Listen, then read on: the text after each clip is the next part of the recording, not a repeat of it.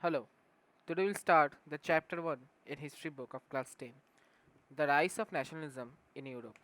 In 1848, Frédéric Soriot, a French artist, prepared a series of 4 prints visualizing his dreams of a world map of a democratic and social republic, as he called them. The first print of the series shows the people of Europe and America, men and women of all ages and social classes, marching in a long train and offering homage to the Statue of Liberty as they pass by it.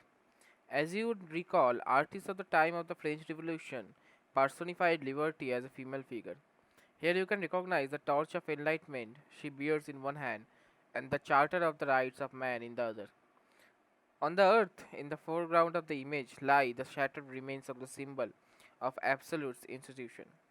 In Soriot's utopian vision, the peoples of the world are grouped as distinct nations, identified through their flags and national costume. Leading the procession, way past the Statue of Liberty, are the United States and Switzerland, which by this time are already nation states. France, identifiable by the revolutionary tricolor, has just raised the statue. She is followed by the people of Germany, bearing the black, red, and gold flag. Interestingly, at the time when Soriot created this image, the German people did not yet exist as a united nation. The flag they carry is an expression of liberal hopes in 1848 to unify the numerous German speaking principalities into a nation state under a democratic constitution. Following the German people are the people of Austria, the Kingdom of Two Sicilies, Lombardy, Poland, England, Ireland, Hungary, and Russia. From the heavens above, Christ, saints, and angels graze upon the scene. They have been used by the artists to symbolize fraternity among the nations of the world. This chapter will deal with many of the issues visualized by Soriot in Figure 1. During the 19th century, nationalism emerged as a force which brought about sweeping changes in the political and mental world of Europe. The end result of these changes was the emergence of the nation state in place of the multinational dynastic empire of Europe. The concept and practice of a modern state in which a centralized power exercised sovereign control over a clearly defined territory had been developing over a long period of time in Europe. But a nation state was one in the which majority of citizens and not only its rulers came to develop a sense of common identity and shared history or descent. The commonness did not exist from the immemorial. It was forged through struggles through the action of leaders and the common people. Some new words. Please be cite. A direct word by which while the people of region are asked to accept or reject a proposal. 1. The French Revolution and the idea of the nation. The first clear expression of nationalism came with the French Revolution in 1789. From the very beginning, the French revolutionaries introduced various measures and practices that could create a sense of collective identity amongst the French people. The idea of la patrie, the fatherland, la citoyenne, the citizen, emphasized the notion of a united community enjoying equal rights under the constitution. A new French flag, the tricolor, was chosen to replace the formal royal standard. The Estates General was elected by the body of active citizens and renamed the National Assembly. New hymns were composed, oaths taken, and commemorated, all in the name of the nation. A centralized administrative system was put in place and it formulated uniform laws for all citizens. Within its territory, internal custom duties and dues were abolished, and a uniform system of weights and measures were adopted. Regional dialects were discouraged, and French, as it was spoken and written in Paris, became the common language of the nation. The revolution further declared that it was the mission and the destiny of the French nation to liberate the people of Europe from despotism. In other words, to help other people of Europe to become nations. When the news of the events in France reached the different cities of Europe, students and other members of educated middle class began setting up Jacobins Club. Their activities and campaigns prepared the way for the French armies which moved into Holland, Belgium, Switzerland, and much of Italy in 1790s. With the outbreak of the Revolutionary Wars, the French armies began to carry the idea of nationalism abroad. Within the wide swath of territory that came under his control, Napoleon set about introducing many of the reforms that he had already introduced in France. Though a return to monarchy, Napoleon had no doubt destroying democracy in France. But in the administrative field, he had incorporated revolutionary principles.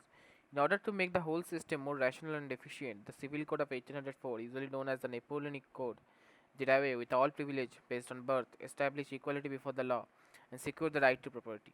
This code was exported to the regions under French control. In the Dutch Republic, in Switzerland, in Italy, in Germany, Napoleon simplified administrative division, abolished the feudal system, and freed peasants from self-done and manual dues.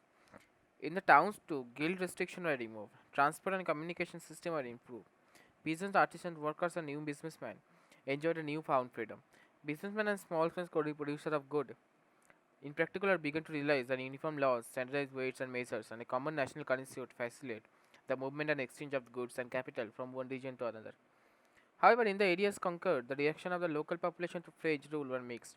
Initially, in many places such as Holland and Switzerland, as well as certain cities like Brussels, Mainz, Milan, and Warsaw, the French armies were welcomed as harbingers of liberty. But the initial enthusiasm soon turned to hostility, as it became clear that the new administrative arrangement did not go hand in hand with political freedom. Increased taxation, censorship, forced conscription into French armies required to conquer the rest of Europe all seemed to outweigh the advantages of the administrative changes. 2. The making of nationalism in Europe. If you look at the map of mid 18th century Europe, you will find that there were no nation states as we know them today. What we know today as Germany, Italy, and Switzerland were divided into kingdoms, duchies, and cantons, with rulers had their autonomous territories. Eastern and Central Europe were under autocratic monarchies, within the territories of which lived diverse people.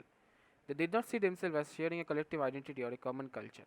Often they even spoke different languages and belonged to different ethnic groups. The Habsburg Empire that ruled over Austria Hungary, for example, was a patchwork of many different regions and peoples. It included the Alpine regions, the Tyrol, Austria, and the Sudetenland, as well as Bohemia, where the aristocracy were predominantly German speaking. It also included the Italian speaking provinces of Lombardy and Venetia. In Hungary, half of the population spoke Magyar, while the other half spoke a variety of dialects. In Galicia, the aristocracy spoke Polish. Besides these three dominant groups, there also lived within the boundaries of the empire a mass of subject peasant peoples, Bohemians and Slovaks to the north, Slovens in Karlulia, Croats to south, and Romans to the east in Transylvania. Such differences did not easily promote a sense of political unity. The only tie binding this diverse group together was a common allegiance to the empire. How did the nationalism and an idea of nation state emerge? Some important dates. 1797. Napoleon invades Italy. Napoleonic Wars begins. 1814 to 1815. Fall of Napoleon. The Vienna Peace Settlement. 1821. Greek struggle for independence begins.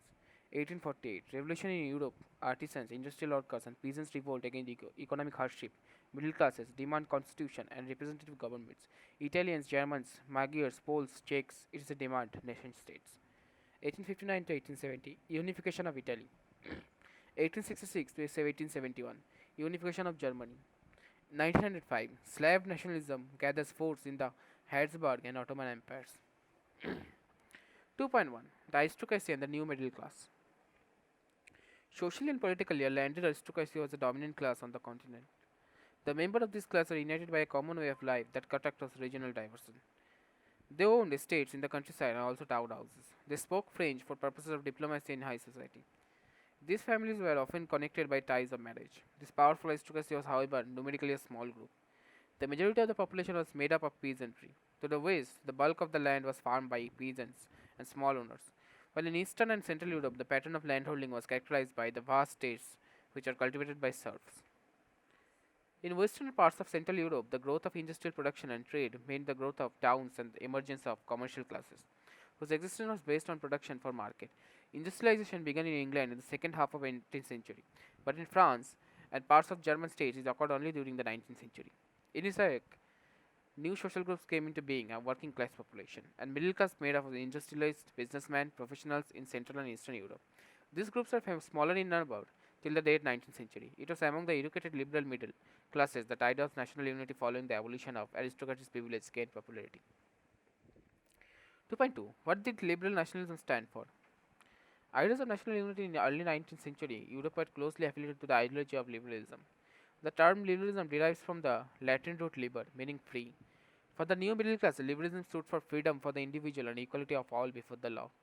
Politically, it emphasized the concept of government by consent. Since the French Revolution, liberalism had stood for the end of autocracy and clerical privileges, a constitution and representative government through parliament. 19th century liberals also stressed the inviolability of private property. Yet equality before the law did not necessarily stand for universal suffrage. Suffrage means the right to vote. You will recall that in revolutionary France, which marked the first political experiment in liberal democracy, the right to vote and to get elected was greatly exclusive to the property owning man. Men without property and all women are excluded from political rights. Only for a brief period, under Jacobins did all adult males enjoy suffrage. However, the Napoleonic Code went back to limited suffrage and reduced women to the status of minor, subject to the authority of fathers and husbands. Throughout the 19th and early 20th century, women and non-property men organized opposition movements demanding equal political rights. In the economic sphere, liberalism stood for freedom of markets and the abolition of state imposed restriction on the movement of goods and capital. During the 19th century, this was strong demand of the emerging middle class. Let us take the example of the German-speaking regions in the first half of the 19th century. Napoleon's advancing measures had created out countless responsibilities, a configuration of 39 states. Each of these possessed his own currency, weights and measures. A merchant traveling in 1833 from Heinsberg to Nuremberg to sell his goods would have had to pass through 11 custom barriers and pay a custom duty of about 5% of each one of them. Duties are often levied according to the weight or measurement of the good. As so, each region has its own system of weights and measures. They involve time-consuming calculation. The measure of cloth, for example, was the L, which in each region stood for different length. An L of textile material bought in Frankfurt would get you 54.7 centimeter of cloth. In Mainz, 55.1 centimeter. In Nuremberg, 65.6 centimeter. In Freiburg, 53.5 centimeter. Such conditions are viewed as obstacle to economic exchange and growth by the new commercial classes. In 1834, the custom union or Joliverin was formed at the initiative of Prussia and joined by most of the German states. The union abolished tariff barriers and reduced the number of currencies from over 30 to 2, or you can say over 30 to 2. The creation of a network of railways further stimulated mobility, harnessing economic interest to national unification. A wave of economic nationalism strengthened the wider nationalist sentiments growing at the time. 2.3. A new conservatism, a new conservatism after 1815. Following the defeat of Napoleon in 1815, the European government was driven by the spirit of conservation.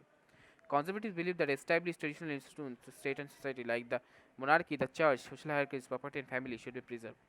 Most conservatives, however, did not propose a return to the society to pre-revolutionary days. Rather, they realized from the changes instituted by Napoleon that modernization could in fact strengthen national institutions like monarchy.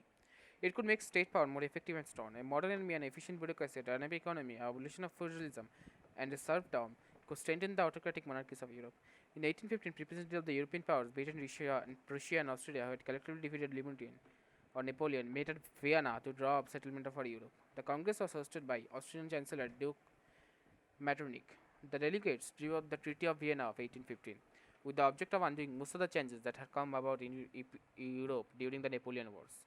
The Bourbon dynasty, which had been deposed during the French Revolution, was restored to power, and France lost the territories it had annexed under Napoleon. A series of states were set up on the boundaries of France to prevent French expansion in future. Thus, the Kingdom of the Netherlands, which included Belgium, was set up in north, and Genoa was added to Piedmont in the south. Prussia was given important new territories on the western frontiers, while Austria was given control of the northern Italy. But the German Confederation of 39 states that had been set up by Napoleon was left untouched. In this, Russia was given part of Poland, while Prussia was given a portion of Saxony. The main intention was to restore the monarchies that had been overthrown by Napoleon and create a new conservative order in Europe. Conservative regime set up in 1815 was autocratic. They did not tolerate criticism and dissent, sought to curb activities that questioned the legitimacy of autocracy government. Most of them imposed censorship laws of control what was said in newspapers. Books, plays, songs reflected the idea of liberty and freedom associated with the French Revolution. The memory of the French Revolution nonetheless continued to inspire liberals. One of the major issues taken up by liberal nationalists who criticized the new conservative order was freedom of press. During the years following 1815, the fear of repression drove many liberal nationalists underground. Most of the liberals also saw the creation of nation state as a necessary part of the struggle for freedom. One such individual was the Italian revolutionary Giuseppe Mazzini. Born in Genoa in 1807, he became a member of the secret society of the Carbonari. As a young man of 24, he was sent into exile in 1831 for attempting a revolution in Liguria.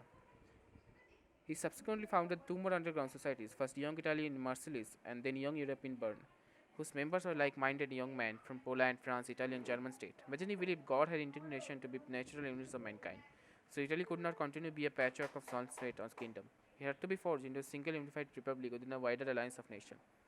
This unification alone could be the basis of Italian liberty. Following his model, secret societies were set up at Germany, France, Switzerland, and Poland. Mazzini's intense opposition to monarchy and his vision of democratic republic frightened the conservatives. Metternich described him as the most dangerous enemy of the social order. 3. The Age of Revolution. The first Eiffel took place in France in July 1830. The Bourbon kings, who had been restored to power during the conservative reaction after 1815, were now overthrown by liberal revolutionaries, who installed a constitutional monarchy with Louis Philippe as its head.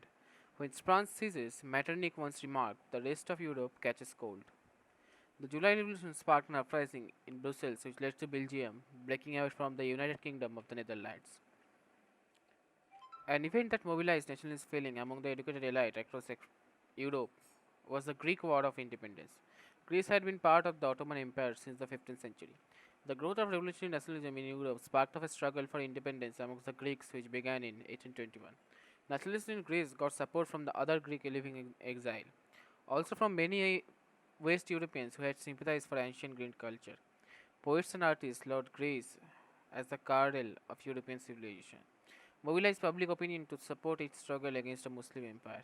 The English poet Lord Byron organized funds and later went to fight in the war, where he died of fever in 1824. Finally, the Treaty of Constantinople of 1832 recognized Greece as an independent nation. The Romantic imagination and national feeling. Let us look at the Romanticism, a cultural movement which sought to develop a particular form of nationalism sentiment. Romantic artists and poets generally criticize the glorification of reason and justice, and focus instead on emotion, institution, and mystical feelings. Other romantics, such as German philosopher John Gottfried Herder, claimed that true German culture was to be discovered among the common people, Das Volk. It was through folk song, folk poetry, and folk dance that the true spirit of the nation was popularized. The emphasis on vernacular language and collection of local folklore was not just to recover an ancient nation spirit, but also to carry the modern nationalism message. A large audience who were mostly literate. This was especially so in the case of Poland, which had been partitioned at the end of 18th century by the great powers Russia, Prussia, and Austria. Even though Poland no longer existed as an independent territory, national feelings were kept alive through music and language. Karun Kulpitsky, for example, celebrated the national struggle through his operas, music, turning folk dances like the Polonaise and Mazurka into nationalist symbols. Polish language was forced out of school, and the Russian language was imposed everywhere. In 1831, armed rebellion against Russia took place, which was ultimately crushed. Following this, many members of the clergy in Poland began to use language as a weapon of national resistance. Polish was used for church gatherings and all religious instruction. A large number of priests and bishops were put in jail or sent to Siberia by the Russian authorities as punishment for their refusal to preach in Russian. The use of Polish came to be seen as the symbol of struggle against Russian dominance. The 1830s were years of great economic hardship in Europe. The first half of the 19th century saw an enormous increase in population all over the Europe. Population from rural areas migrated to the cities to live in overcrowded slums. Cheap machine made goods from England, where industrialization was more advanced than on the continent. This was especially so in textile production, which was carried out mainly in homes or small workshop, was only partly mechanized. Europe, where the aristocracy still enjoy power, peasants struggle under the burden of feudal dues or obligation. The rise of food prices of year or bad harvest led to widespread pauperism in town and country. The year 1848 was one such year. Food shortage was widespread. Unemployment brought the population of Paris out of the roads. Barricades were created and Louis Philippe was forced to flee. National Assembly proclaimed a republic, granted suffrage to all adult males above 21, and guaranteed the right to work. Early in 1845, weavers in Sicilia had led a revolt against contractors who supplied them raw material and gave them order for finished textile and drastically reduced their payments. The journalist William Ove described the events in Sicilian village as follows. Let's skip this. 1848, the revolution of the liberals. Unemployed and starving peasants and workers in many European countries in the year 1848, a revolution led by the educated middle class was underway.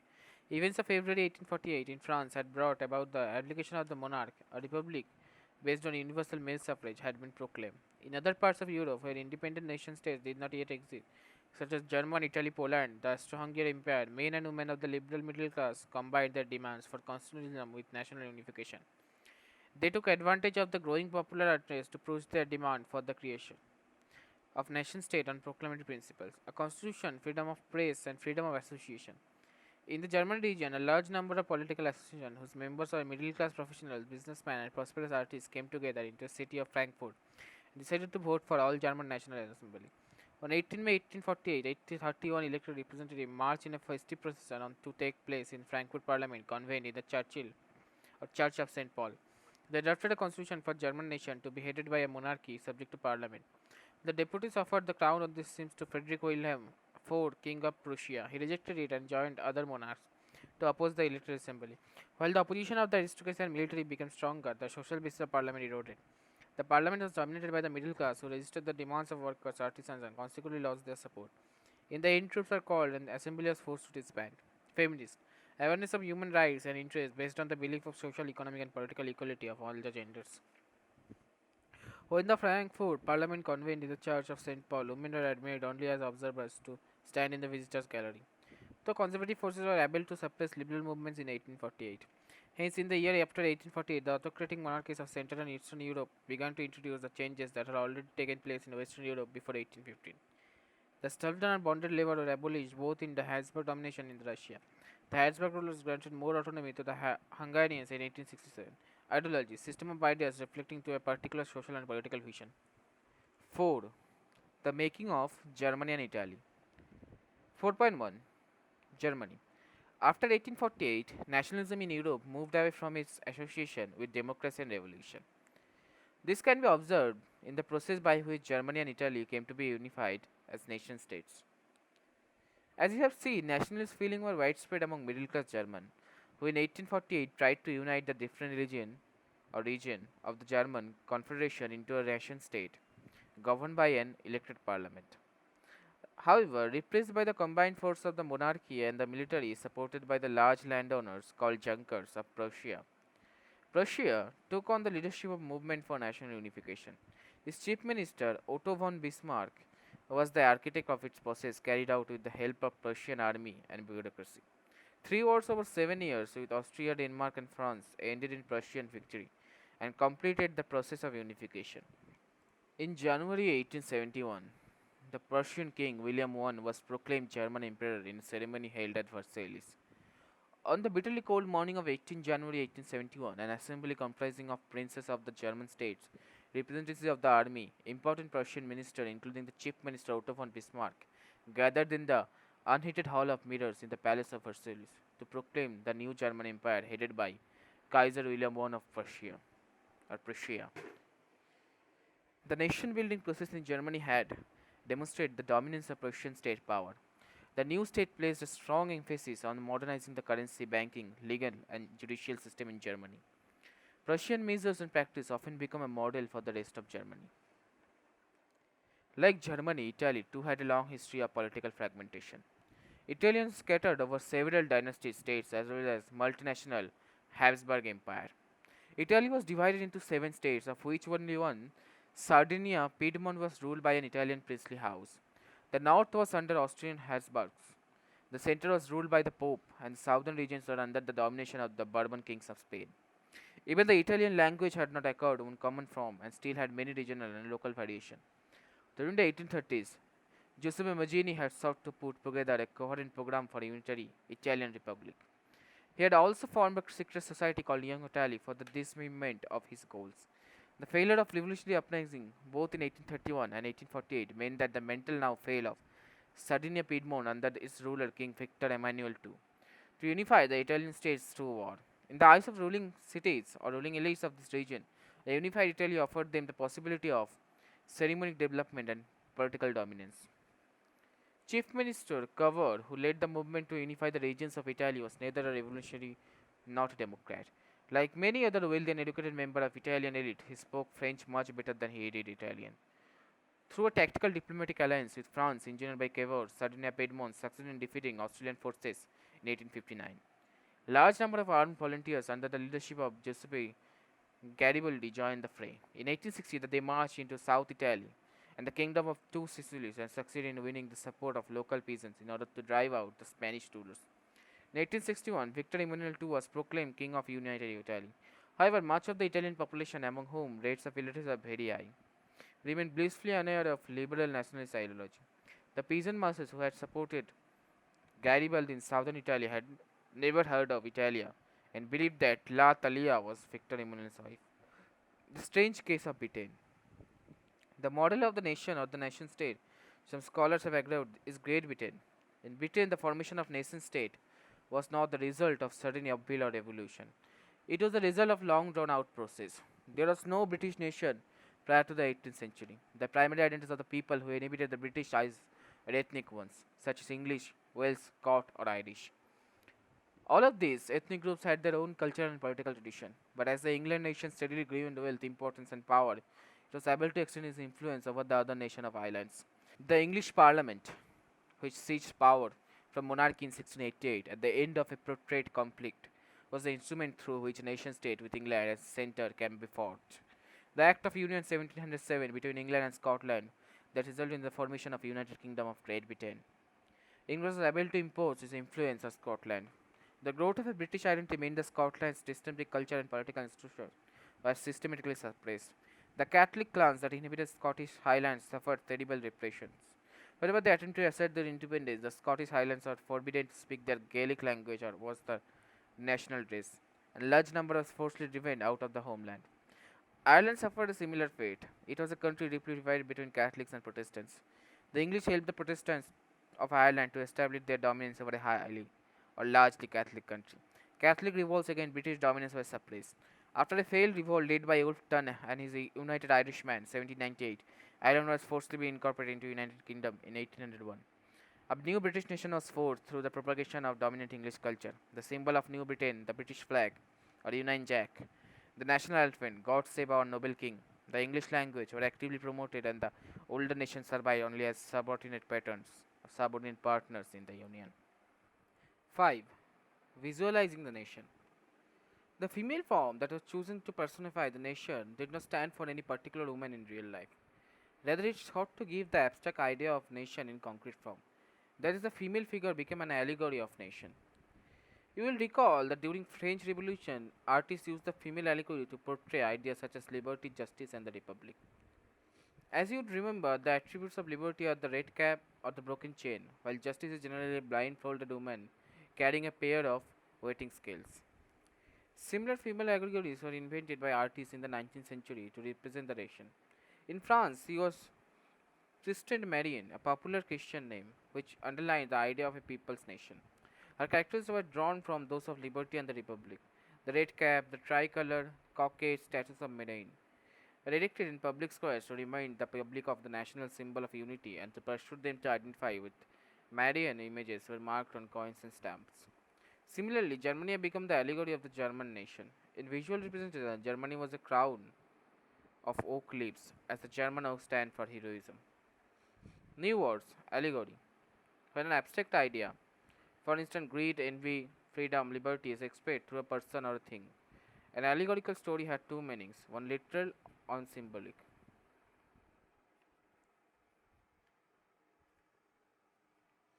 6. Nationalism and imperialism. By the last quarter of 19th century, nationalism no longer retained its idealistic liberal democracy sentiment of the first half of the century, but became a narrow creed with limited ends.